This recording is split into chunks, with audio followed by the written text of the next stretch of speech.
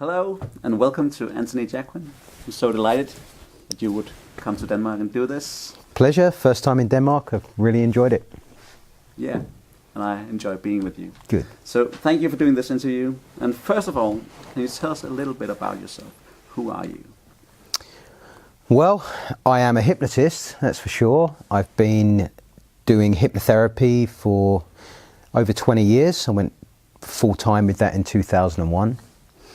I got into performing with hypnosis in 2004. And I am lucky enough to get to travel many different countries around the world teaching hypnosis. Sometimes I'm teaching hypnotherapy with my father. We have a training school called the Jacquin Hypnosis Academy. And sometimes I'm teaching impromptu, kind of fun performance hypnosis as well. So, yeah. Great.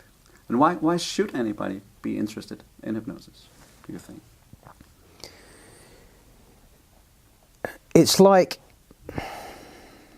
a key, if you like, or it's a skill. So it's something that can be learned. It's quite easy to learn. And once you've learnt it, I sometimes say it sort of eats other topics. Not just eats them, but it has to attach to other things that you're interested in, because it will benefit those things. If you're into sales or influence or persuasion or teaching or any kind of thing that involves communicating, then you really should have an understanding of this, because ultimately it's made of words. If you're into performance, enhancement, sport, any kind of creative pursuit, then ultimately you want to kind of unleash some of that creativity, and hypnosis can help you get into flow and kind of get into imaginative conditions. If you are interested in change, whether it's personal development or helping other people, then this is a wonderful tool for that. It's uninvasive, it's non-invasive. You don't need to kind of get into counselling and analysis and understanding to help people. And it's very effective. I mean, for helping people out of automatic behaviours that are getting in the way of their life. I mean habits, I mean phobias, fears, compulsions. It's an extremely effective way of doing that. So there's just so many good reasons. I've never been able to put this topic down since I first encountered it. All right. Yeah. And what's the most impressive application of hypnosis that you have ever directly witnessed? I've got to say that's showing people who are in chronic pain how to completely change their relationship to that, and to do that within minutes so that they no longer feel that pain. Early on I didn't do very much of that work. There just wasn't much of that coming my way, but my father has had the opportunity to do a fair bit of that and has developed his own approach to that, which again it took me a while to fully absorb and accept, because it's so direct, it's so simple, it's so quick. But that's still, there's many things about it that still impress me and still blow my mind, but seeing someone who's in long-term chronic pain within minutes find themselves without that pain and moving differently and experiencing life differently, you know, it's extremely moving to see that happen. But it's just sort of testament to how malleable our personal reality is. Yeah, I think so too. So is there anything that can't be done with hypnosis? Is there anything hypnosis can't solve or can't do? Well, it seems at times like you have a superpower. You can make yourself invisible. You can do all sorts of incredible things. Is there anything it can't do? I don't know. I've done so. I guess so. I've done so many different things with it, especially, you know, under the guise of doing some research or opportunities I've had performance-wise to do crazy things. made people levitate, stolen a car, paid people with paper, lots of silly things like that that sort of seem incredulous on the surface. Is there anything it can't do? Because I don't really get the question. I mean, okay. yeah. Because what you say right there. Yeah. There's been an argument in the hypnotherapy, hypnosis world that you can't do anything against your will. But you say you can't pay with paper. You can't steal a car. You can't get the security code. You can do all of those things. I've definitely done all of those things. I returned the items later. I didn't actually steal the person's cash in the end. But yes, you can do all those things. It's an argument. I mean, it feels like we have a strong sense of free will. It feels like we're making decisions and doing that with some sense of control. But even the neuroscience these days is suggesting something other than that. That we're very much a pattern matching organic machine. That most of our behaviours are habitual. Certainly most of our problems show that we cannot just exert our will as we please. If you could control your thoughts, you just think happy thoughts. If you can control your feelings, you'd just get rid of bad feelings. If you could simply choose to stop certain behaviours, then surely you would choose to do it. When you do enough of this therapy work and you start to see people's patterns and compulsions and fears and desires and everything else really as learnt patterns of behaviour that are running automatically, and questions about will and free will and making people do things against their will just like frazzle. I get the sentiment. It feels like that, and we don't really want to think that. I think that question comes from an idea that someone else is imposing their will upon yours. I don't even really look at it that way. It's more a case of your personal reality is extremely malleable, liquid, fluid. The biggest flaw in the system is that you think it's reliable and solid. So, just think about it. You could hear one thing and it could change your views about something. It could change how you feel about someone. It could do that to the point where you never look at that situation or that person in the same way again. So you don't really need hypnosis to do that. You just need an extra piece of information. So, that's just where I stand on the free will debate as a whole. Yeah. It's not. I read somewhere the closest thing to fact in neuroscience is that free will is dead. It's not what makes us human. It's just what it feels like.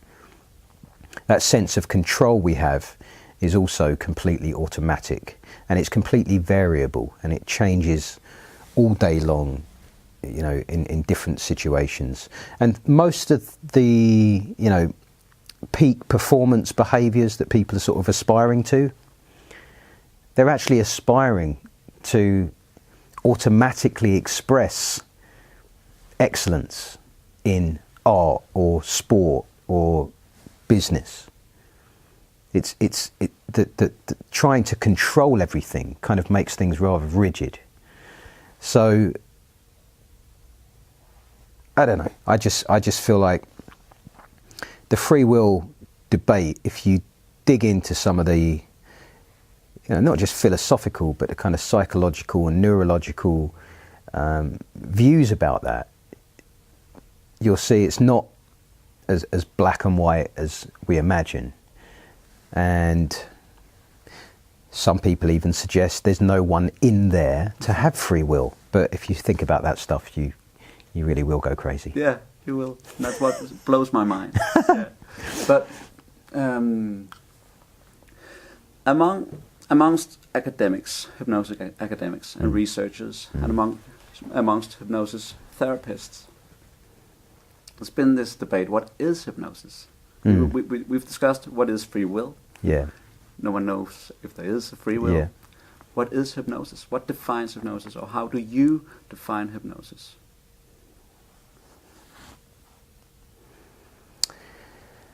If you should put it in simple terms. Well, if I was going to speak to, a lay person who wanted therapy and they asked me what is hypnosis, I would just say hypnosis is a way of changing the way you think, feel and respond. It's a way of hooking into those automatic patterns of behaviour, those responses, things you want to do or things you don't want to do, and changing them, really just with the use of words, the use of provoking your imagination in a way. So it's very straightforward and simple.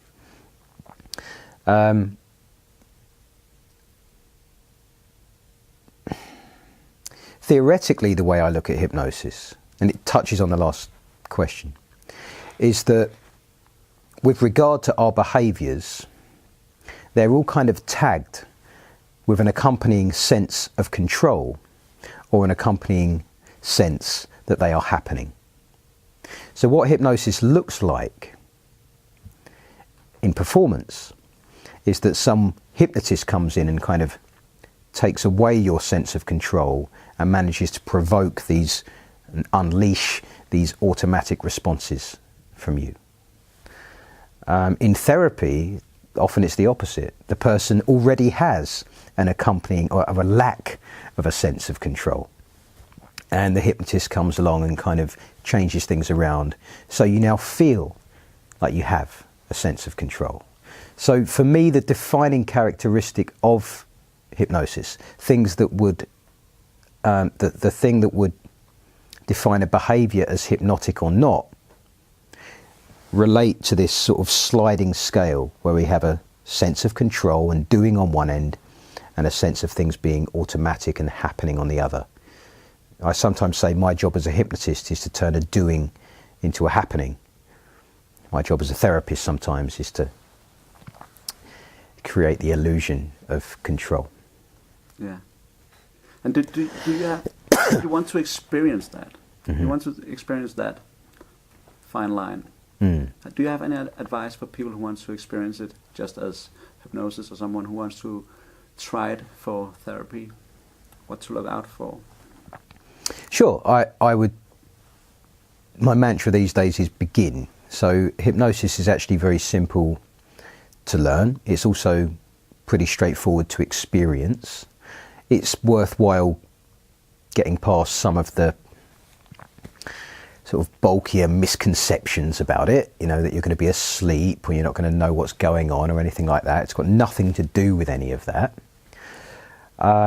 If people want to learn self-hypnosis, a friend of mine, Adam Eason, has a very clear and detailed book about that called The Science of Self-Hypnosis. I'd say that's the best resource I've come across if you want to learn self-hypnosis. If you just want to kind of have an experience of what it might be like to, absorb suggestions, or what it might be like to have hypnotherapy, then perhaps you could go and download some hypnosis audios, things like that. There's a company called Uncommon Knowledge. I think perhaps they run hypnosis downloads. They have hundreds of titles, and there'd be something there that's suited to everyone, whether they want to get rid of a problem or whether they want to access a particular resourceful state. Listen to some of that stuff, and you'll soon find out what it is, partly by discovering what it isn't.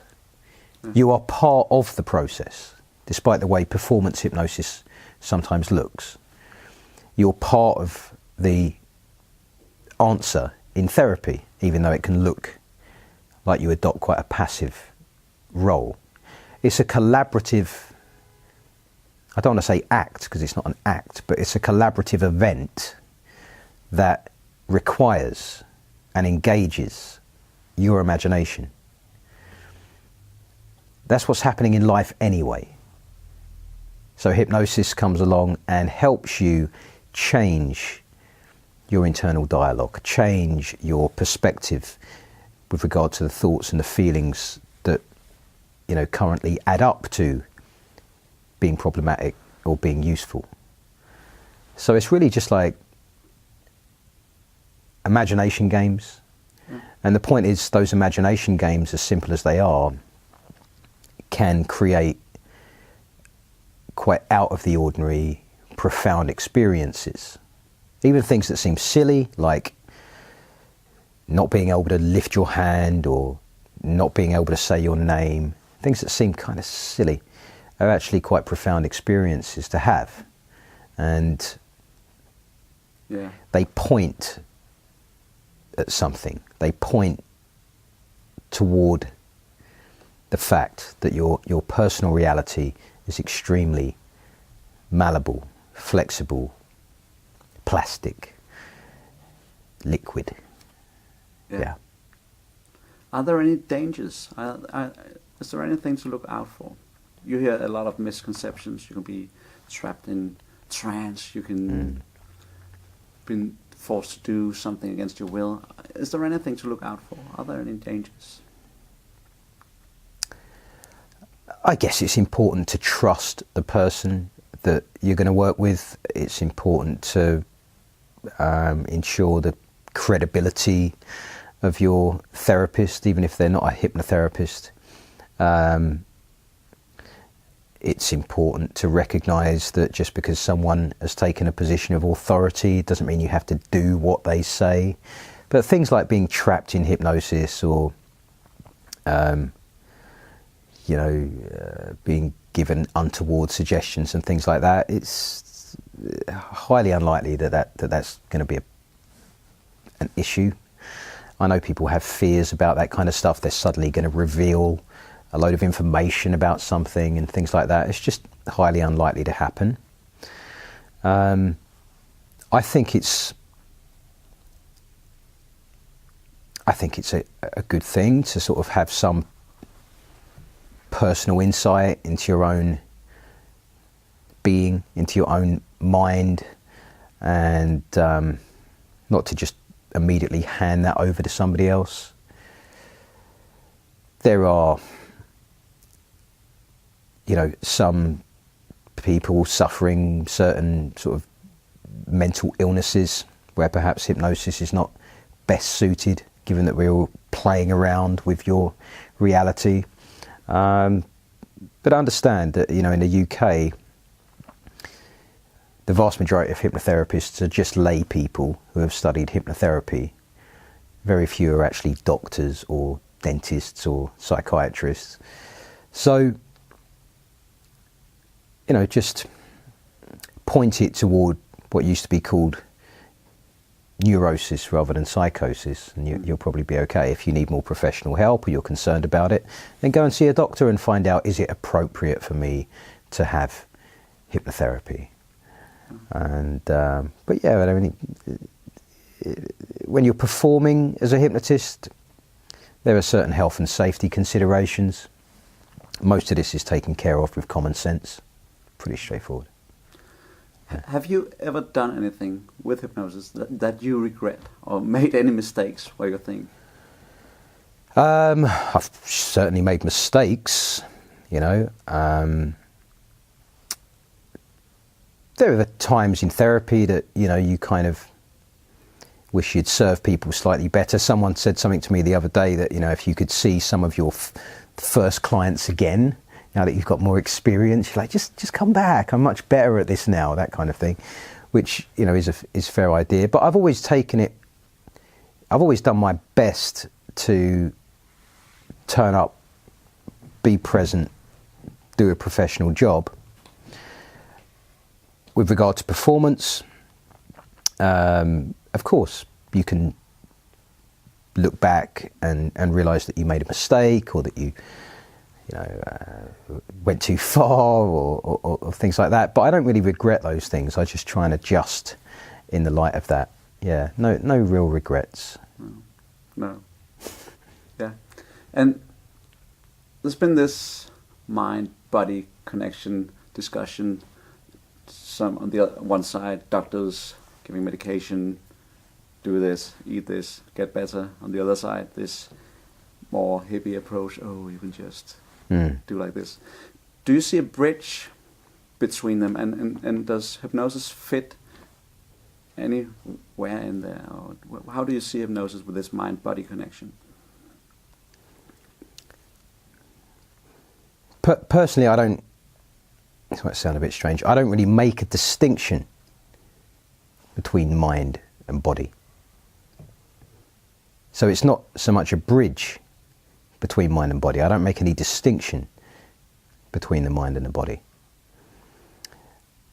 Is hypnosis an effective way of encouraging different habits that will assist you in having a healthy life physically? Yeah. Is it useful to assist you in having a healthy psychological life? Absolutely. There's no question about that. But is it a bridge between the two? I believe they're the same thing. Yeah. There's a slightly deeper discussion. Perhaps you wish to have, but that's just where I'm at. I personally don't make a distinction between the two. I know sometimes people say things like, yes, but that's a physical problem. Or, you know, that's like a mental habit. But in terms of your experiencing of a problem, it could be a physical pain. If you say, you know, where are you experiencing that suffering? You might want to point to your toe or something. But your experiencing of it, there's no border between your mental awareness of it and the seeming physical location of it. So yes, I can understand the distinction, and I understand what people are talking about. But again, it's not the most useful distinction for me anymore. It's just one thing.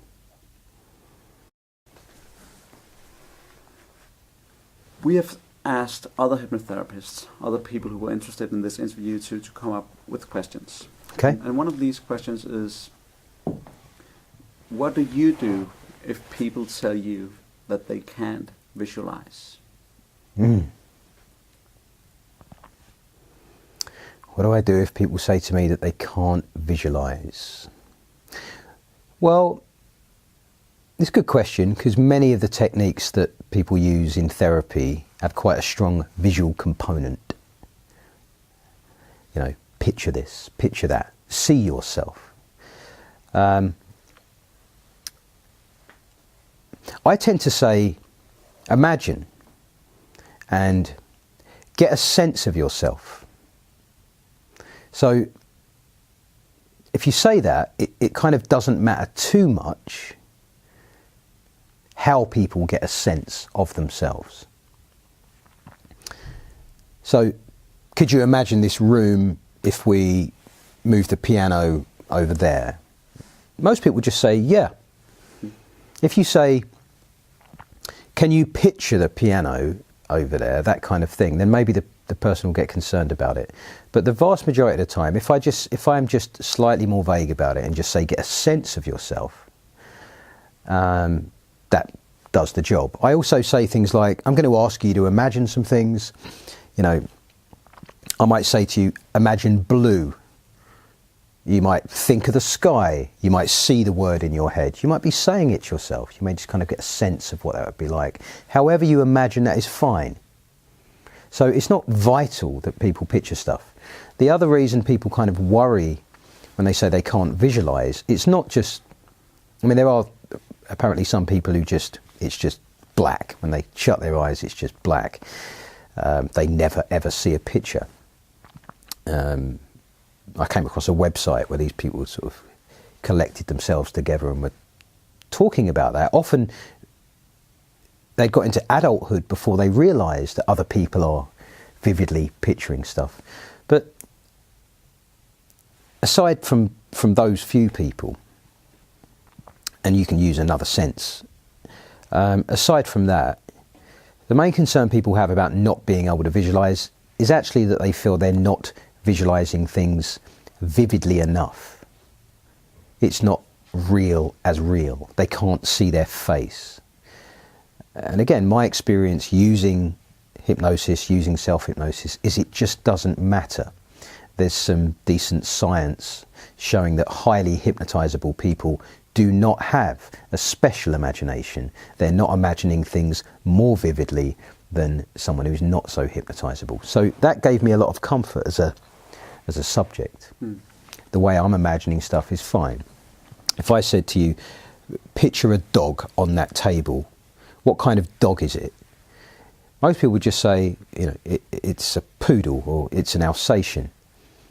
There's a difference between that and me saying, and is it a real dog? Do you really see it? Yeah. If I say, you know, think of a loved one's face, you could describe that face to me. Wherever it's coming from, whether it's a photograph you remember, or it's just the essence of them, or you just see their eyes and their smile in isolation, I don't really believe it matters that much. So if someone says, I can't visualize, there are little things you can do to encourage them to recognize they do still sense stuff.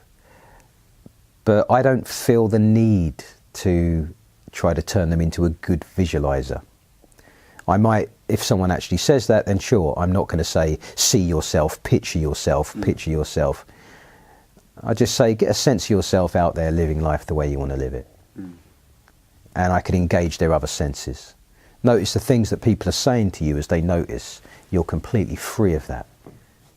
So it's, you know, I get the question. It's just, in practice, it's not a big deal for me.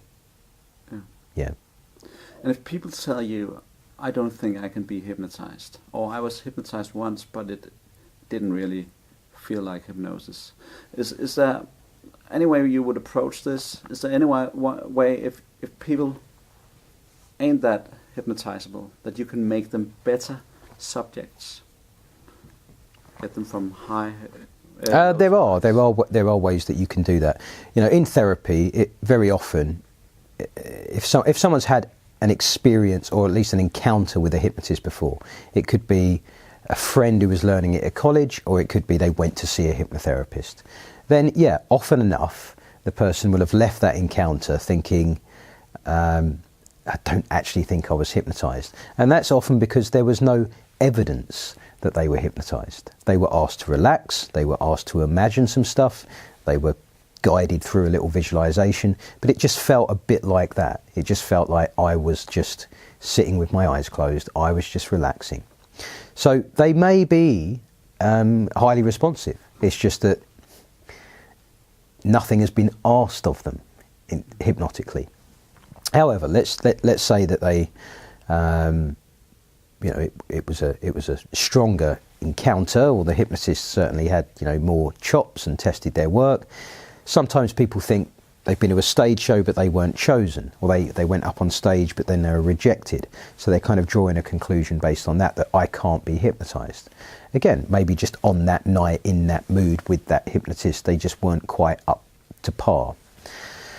Can people get better as subjects? Yes, they can. I've got much better as a subject. And one of the main ways to get better as a subject is to listen to people who are highly hypnotizable and to get some insight from them about their role, about how engaged they were in the process. So when they say things to you like, yeah, you know, I was imagining that as completely as I could, or when he said that, I was doing this, I found myself thinking, oh, my arm is lifting, this is strange. In other words, the low often doesn't have the natural skill, and by that I just mean they simply don't naturally do the things that would encourage a better response. So they can first of all be systematically educated in terms of their role in a hypnotic encounter. That will first of all make people better. But the reality is that some people are so-called virtuosos. They don't need any training, just like some people don't need any training to sing. They can just sing. They don't need to be told how to stand. They don't need to be told how to breathe. They don't need to be told to project to the back of the room. They can sing. Other people can't sing. But most of us are in the middle. Most of us with training become better at singing, and most of us with some training become better at being hypnotized. The other thing is, you don't need to be a hypnotic virtuoso to benefit from therapeutic suggestions. Even those perceived as lows will benefit from suggestions for pain control.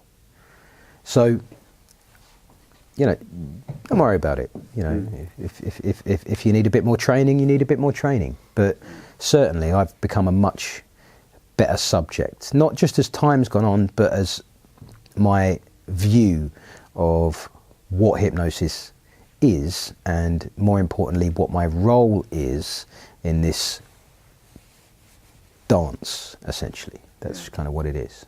So yeah, we can get So it's like we can a get skill better. you can learn. And It's a build up. skill you can learn, and that frame of hypnotic responding being a skill is a much more useful frame than it being some trait.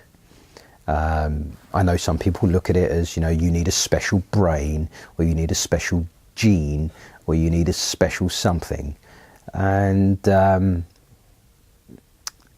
think that's a dated view. I don't believe it. There's no evidence for that. And the fact that there are numerous bits of research showing that lows and mediums can be turned into highs with training, and that they remain high after that is more encouraging, and it's actually closer to the truth. Yes. Yeah. When I get out, tell real people in the real world that I'm a hypnotist.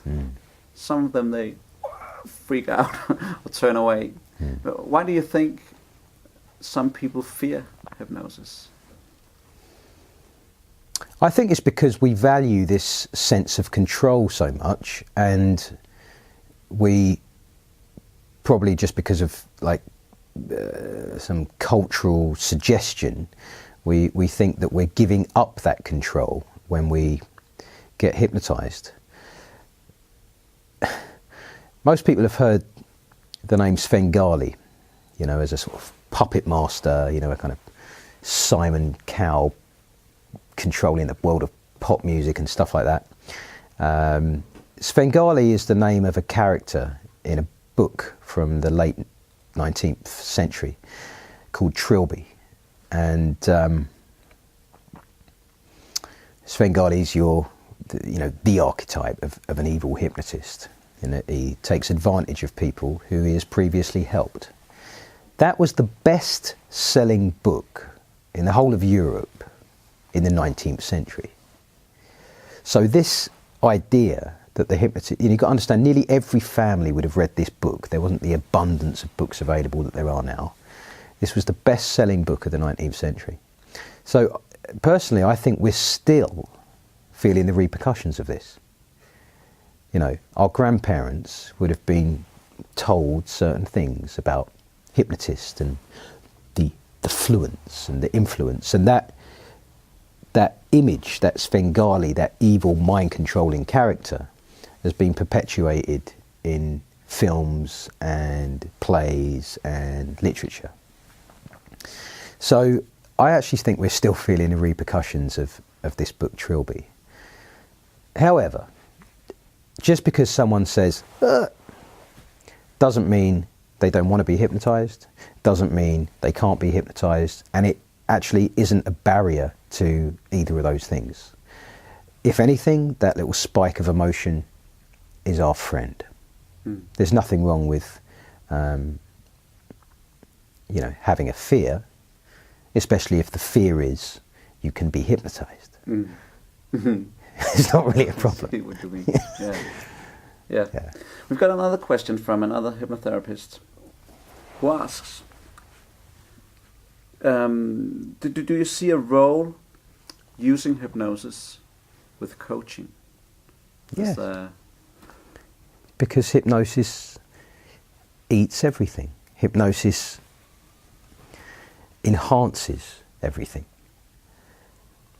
If you're a coach and you don't use suggestion, you don't use hypnosis, then you're essentially going at this with one hand behind your back. Not only can you use this with your clients and enhance their life, much more value is you give this to your clients. You teach them how to use self-hypnosis. And of course, you will then get better results. Everybody needs to know this. You know, it's nice to have secrets. It's nice to be in a neat little, you know, cabal of hypnotists. However, this is something that every parent, teacher, doctor, nurse, coach should have available. My dad likes to say two things. It's just words. It's just imagination.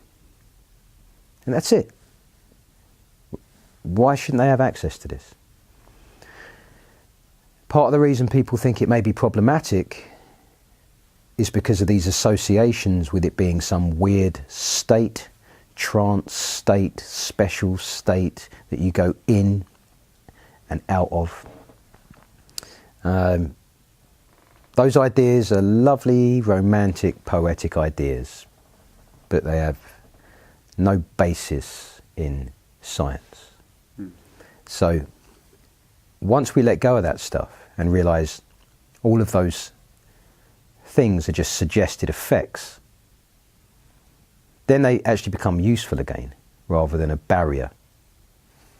And I absolutely wholeheartedly believe that needs to happen if hypnosis is going to be not just accepted, because it is accepted in the British Medical Association, American Medical Association, Australian Medical Association as being a thing, and there's a evidence base for certain applications of it. But if it's going to be fully accepted in terms of doctors being able to refer to hypnotherapists, then we actually need to escape the trance myth. Yeah. Because it's damning. Just because it scares people, it spooks them out a little bit. And the only reason it looks like that, the only reason it looks like special state, sleep, trance, deeper, is because that's what's being suggested.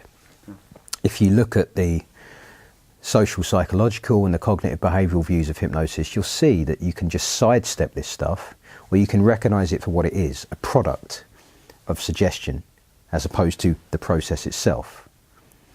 And then it's much easier for doctors and nurses and carers and coaches to wield without worrying, you know, people, can I actually manage this special state?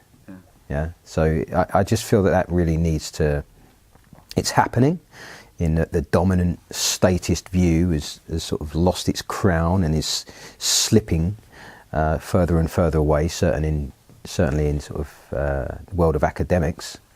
But in terms of the public and, you know, the sort of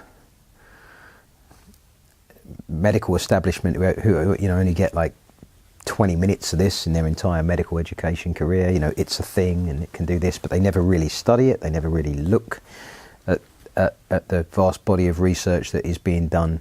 They're still being scared by these old ghosts, and most of them have been banished actually. It's just where it's at. It's just about education and the continued clarification and expression of this cognitive behavioural perspective. It's a modern perspective, but it's not just radical and new. It's been around for decades too. It's just now it's becoming the dominant view, and that's a good thing. Yeah. These next few questions are directly pointed at hypnotherapists or magicians. Okay. A lot of hypnotherapists or magicians get this new skill. A lot of new doctors due to nurses, but they are afraid to use it. After the training, they think, "Oh, can I do it?" Yeah. Do you have any advice to get started, to get over that barrier? Yeah, well, a lot of the techniques can be used outside of the frame of hypnosis. I don't think you're doing anyone a disservice or being deceptive to do that. So first of all, I'd just say just begin with the technique. Put the hypnotizing bit to one side and just begin by just running some of the techniques. Keep it simple. Complexity and the sort of longer, drawn-out techniques don't really add anything. They don't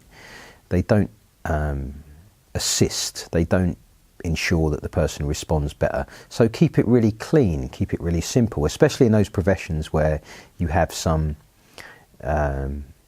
air of authority or expertise. That makes your job so much easier anyway. It's not that people have to believe in hypnosis or even believe in you, but if you're a performer or if you're a therapist or if you're a doctor or if you're a dentist, people are kind of looking to you for guidance. So however you say it goes down is the way it goes down. You manage their expectation, you create their expectation, and then you deliver based upon that. So that's part of it. The other thing that stops people from doing it and, shall I do it, is actually just a fear of failing, which is no different from any other walk of life. It's a fear of looking stupid, silly, incompetent. And this is particularly a trap for magicians. They're used to things working, they're used to things being a sure thing, and it takes a little bit of time to realise that your entire credibility, career and everything else does not hang on whether this person gets hypnotised and hallucinates or not. I say stick to the simple stuff, the basic stuff. It's entertaining enough, and it will teach you what you need to know. It will train your eye, it will train your ear, it will show you the differences in how people respond, and then you're naturally going to start to gravitate toward the kind of responders you need to do what it is you want to do. So it's that. But if you're a therapist, you've come across this stuff and you want to apply it, you just have to take a deep breath and begin. Sometimes you've just got to jump off and hold your nose and find out how deep the water is. Yeah. When I first started out, I came across this brilliant book that you have actually written called Reality is Plastic. It's one of the best books on the subject, especially if you want to get started, because it's hands-on, direct. And in this book you mention going from being a hypnotist to becoming the hypnotist. When did you make that transformation, and why does it matter to become the hypnotist? Yeah, sometimes I'm slightly misunderstood. I'm still glad that I included that little section, and it can be interpreted in a number of different ways. What it doesn't mean is, try to be the dominant hypnotist in the world and think you're the number one or anything like that. Partly it's tied into the idea that you're probably going to be the only hypnotist that people meet. Yeah, even the hypnotherapists, they're not meeting them very often. It's super interesting when they do. And you know infinitely more about this subject than they do, even if you're a beginner. So it's up to you to represent. It's up to you to assume an air of knowledge, expertise, comfortable to demonstrate, deliver, talk about it, and around it, and so on. So that's partly what it means. Secondly, it's that because the subject is so off topic, off grid for most people, they are looking to you to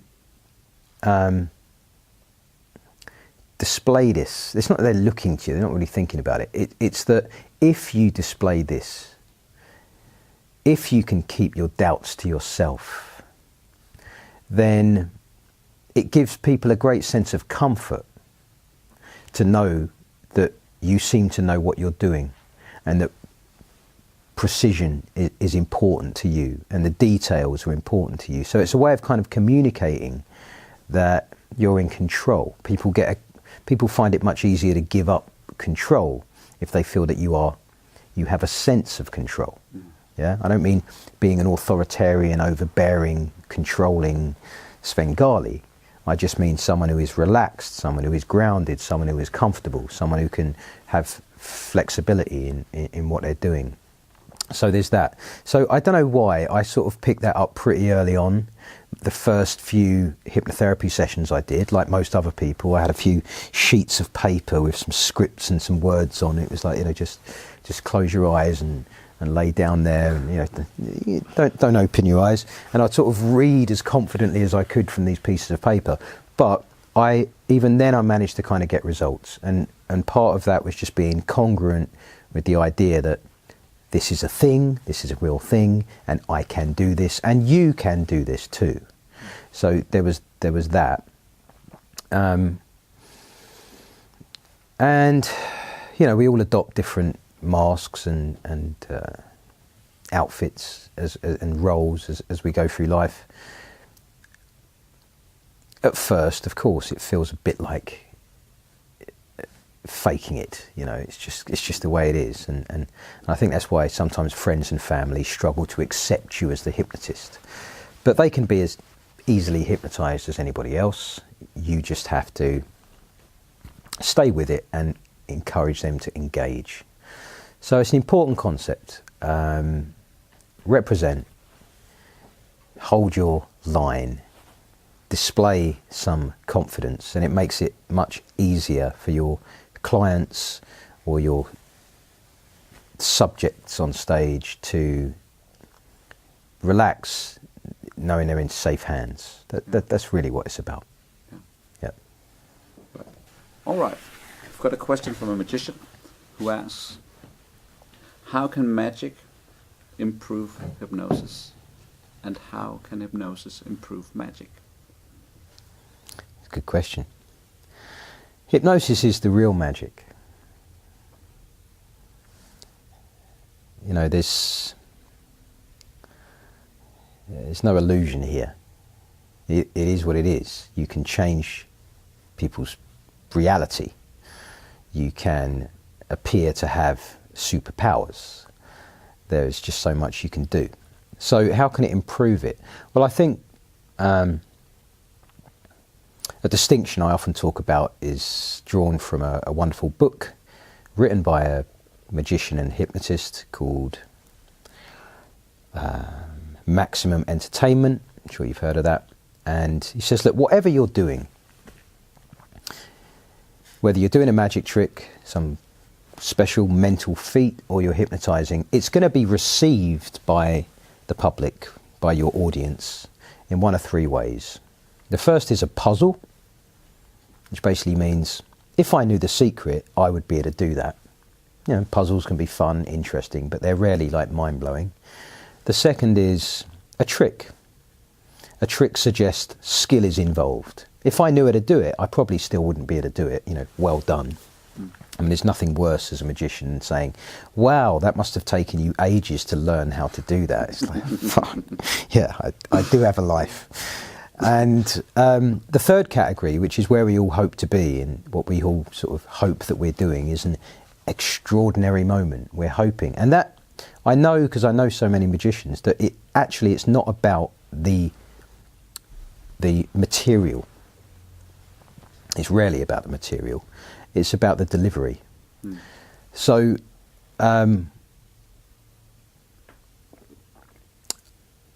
my heroes in terms of magic and are people who have presence, are people who can command the room, whether they're speaking or silent. People who can fully focus your attention with the most tiniest of moves or gestures, people who can lure you in with what ultimately is a small effect, if you like. So I think often, hypnotists can learn from good magicians who are solid performers, not just tricksters, but people who can really do the things I've just suggested. What can magicians learn from hypnotists? They can learn that there is real magic out there, that this is something that is entirely in their grasp. This is something that actually is a perfect fit for magic. When I first got into stage hypnosis, it was often suggested you should never do a trick before you do hypnosis, because people will then think your hypnosis is some kind of trick. And logically it sort of made sense. But in practice, I don't know where this comes from, is they don't care. They don't care about your special cards. They don't care about your months of practice. They don't care that it's a cleverer way of doing something invisible. They don't care, because people just care about themselves and they just want to be entertained. So I just look at it as that. These people are adults, these people are intelligent, and they have wishes and desires and dreams, and they like mystery. So just either way, you just keep some mystery alive. But one of the real joys of hypnosis is you can actually be honest about the mystery. This is what happens when you harness your concentration, your imagination. Your personal reality changes. Your perception can be entirely flipped.